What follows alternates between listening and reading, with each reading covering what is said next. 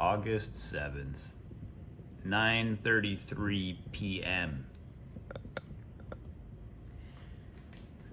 I was just supposed to have a meeting with the Japanese publisher at 9 p.m.,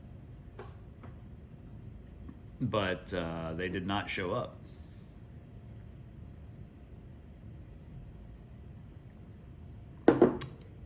So,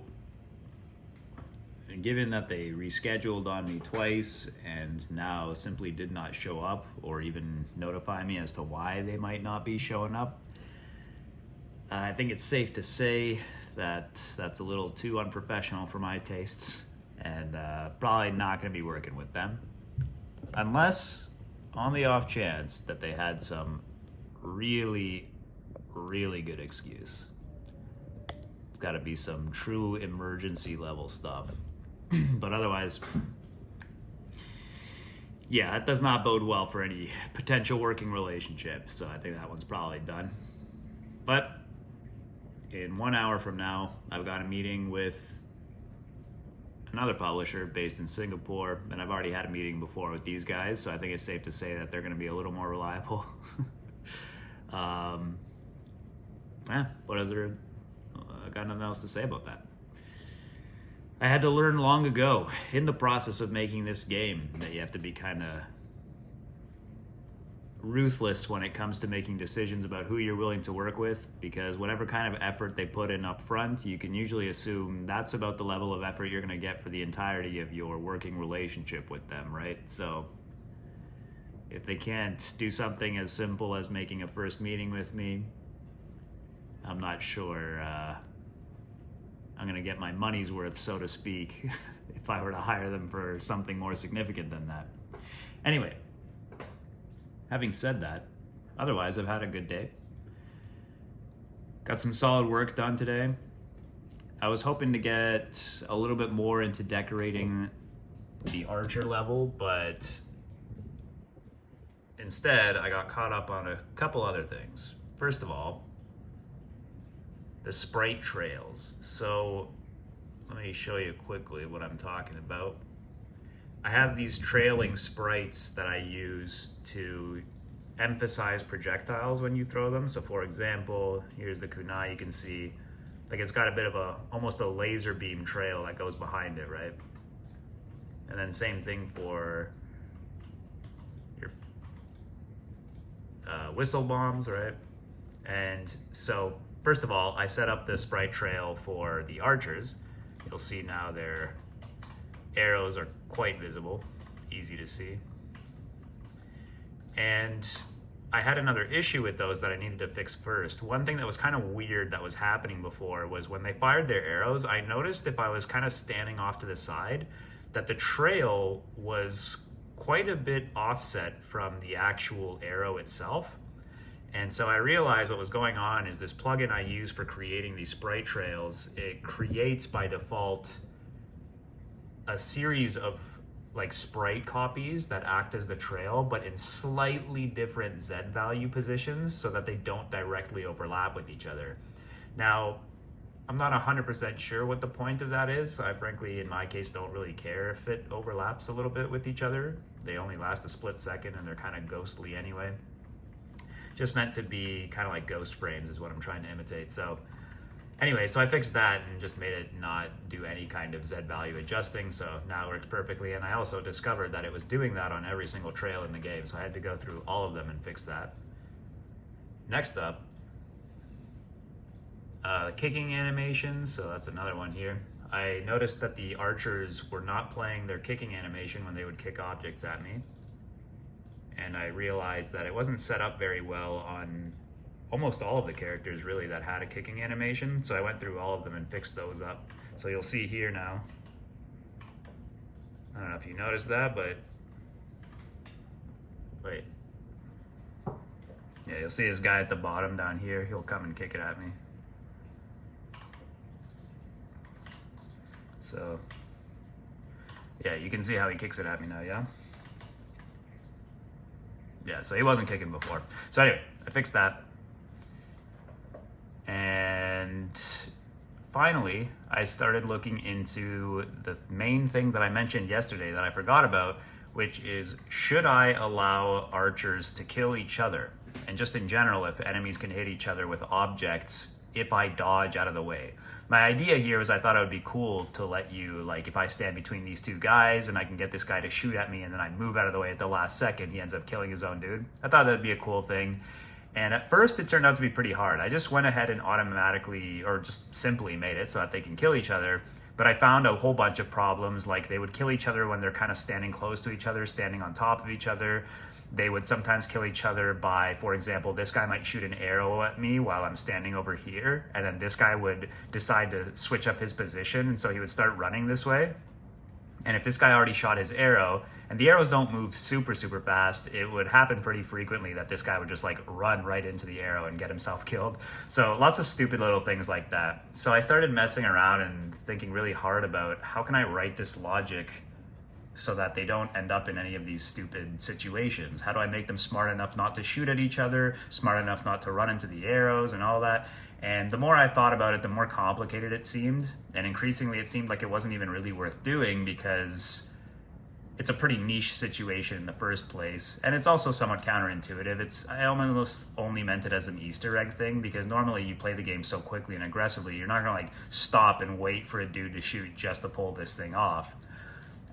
So I was about to give up on it, but finally at the last moment, a clever little solution occurred to me because I kept thinking to myself, really what I want is for these guys to just be able to kill someone that's behind me as the player.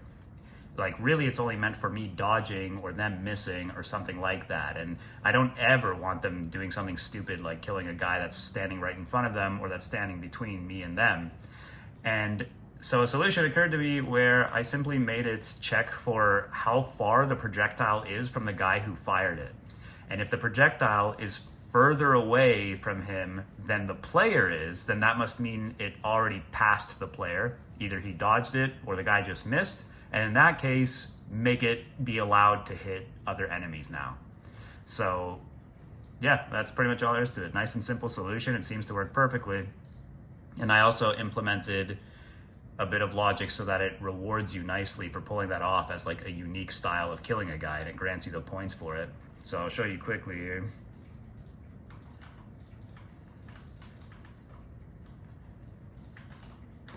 Oh, it's pretty hard to do. I was also thinking while testing this that I might make these guys, because like right now when they shoot their arrow, they shoot it perfectly accurately at you at the very moment that they fire it off. So you have to really wait for them to actually shoot it and then dodge. See, like, oh, there you go. So yeah, it's a little tricky to pull off. You really need mad skills for it. See, that's what I mean right there. See how like right at the last second when I dodged, he fired it. So I was also thinking like, yeah, maybe I should make them slightly offset when they shoot, like a slightly delayed position of yours that they shoot at, maybe like a couple frames earlier. The position you were in a couple frames earlier, I mean, make them shoot at that instead of where you're standing right away. I don't know. We'll see. But either way, it works. Fuck. Hold on. Boom. Yeah, that's pretty sick. It's pretty fun.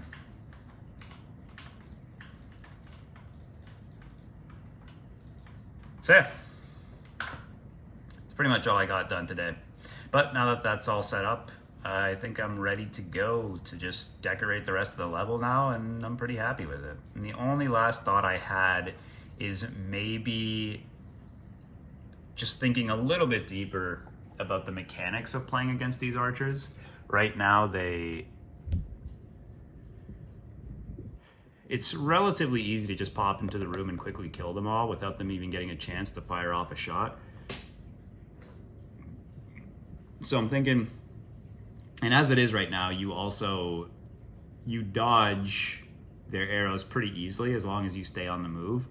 So I'm thinking I might experiment a little more tomorrow with perhaps just making them fire a bit faster. I want to make it so that you have to, that they force you to play aggressively and move really quickly towards them and take them out fast, or that it forces you to maybe use your dodge to avoid their arrows or to even break their arrows since you can attack them. Either way, I want to make it so that they put some kind of pressure on you to have to move quickly or just in some way play a little different rather than sort of just pop into the room and... I mean, I guess it kind of is already like pop into the room and kill them as fast as you can. But I don't know. I guess I'm just trying to think of something that will at least slightly differentiate them from like the first kamikaze enemies, because they're kind of like that too, insofar as you just try to kill them as fast as possible. Of course, there is a difference, which is that with them, you technically, if there's no kickable object, you can just stand there and wait for them to come to you and then kill them. Whereas with these guys, you have to move towards them.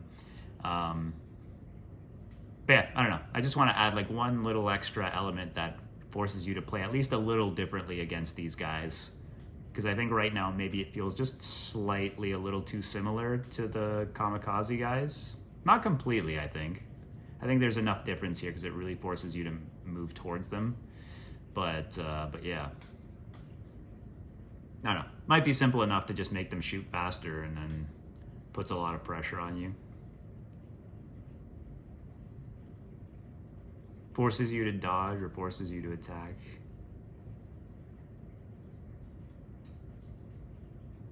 Yeah, I don't know. I'll figure it out tomorrow. Anyway,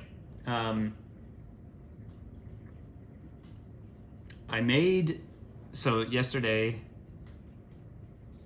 I did finally get around to making my first really quick, fast little test of the idea I had for my promotional campaign. I'm pretty happy with it, I think. Now, this is really, really rough. It's not quite the way I intend on shooting it exactly. I still have to play with the lighting and how I want to set it up, but I think, and this is literally only like 5 seconds. It's only like 5 seconds long, but I think it's just enough that it validates the idea. I'm almost slightly self-conscious about showing this because this is super ultra rough, but I think it's like just cool enough that I'm like, okay, this can work. Once I add in the actual proper editing and look into how I want to light it and film it exactly, I think it'll work well. But for now, the games I make raise universal questions about the limits of what you can do. That's pretty much it. I don't even know if you can hear that very well, but there's let me listen to it myself 1 second.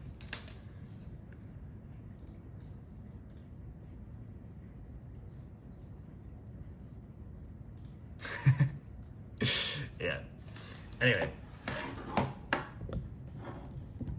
So I think it's a good idea. I think it's provocative enough and it's kind of interesting. I don't know if you have any grasp of what I'm trying to do with that based on just that 5 seconds, but but I got it up here. Yeah, I think I just need to shoot it a bit nicer, get the lighting right, and also the recording of my voice. I'm thinking like I might even get a portable mic so I can shoot with my phone like wherever I want, maybe on the couch or something, I don't know. But yeah, the basic idea is there and I think it works. Other than that, what else do I got to say? Before I went to bed last night, I finally did some reading again for the first time in like a year. I picked up on being halfway through A Tale of Two Cities by Charles Dickens. So that half of the book, the first half that I read, I literally did that like a year ago, and it's been sitting on my nightstand since. So I said, screw it, and I just picked it up right from there. So I only very vaguely recall what's happening at the story at this point. I think I know the basic idea, and I wasn't too lost in the chapters that I started reading last night. I finished a couple chapters. Yeah, his writing is quite excellent.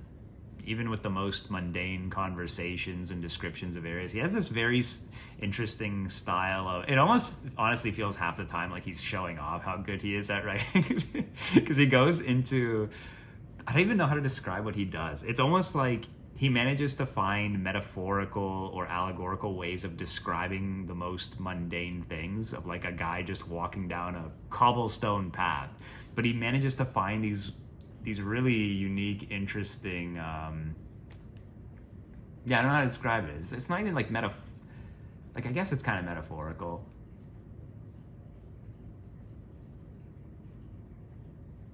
Yeah, I just like metaphors and similes and symbolic similes to just the simple idea of someone walking down a path like that, but he injects it with this level of depth that seems almost unnecessary, but shows off how incredibly good he is at writing.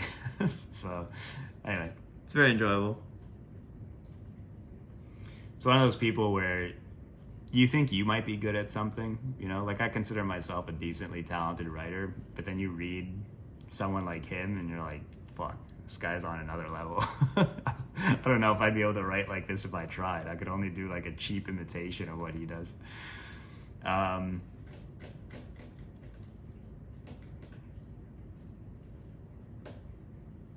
Yeah, I don't know, dude.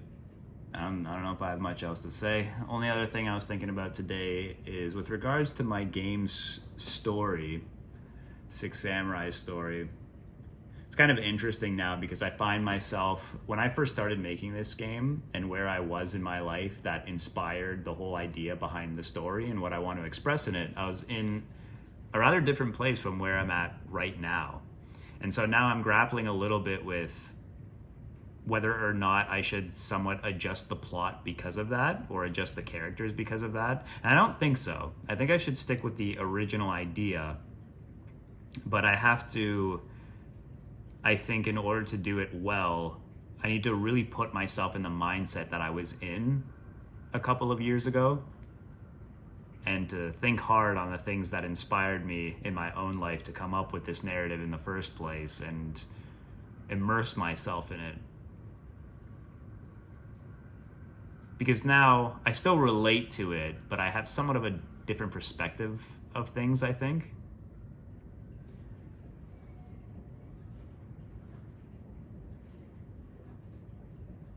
But not really. There's still a way in which the story actually still lines up a lot with the situation I find myself in now. So I don't think it's too bad. But there is a lot of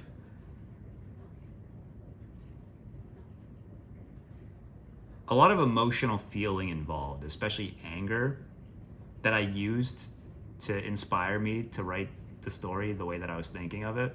And I just don't have quite as much anger in me anymore. And that's the thing where I feel like I need to put myself back in that mindset to be able to write this story well.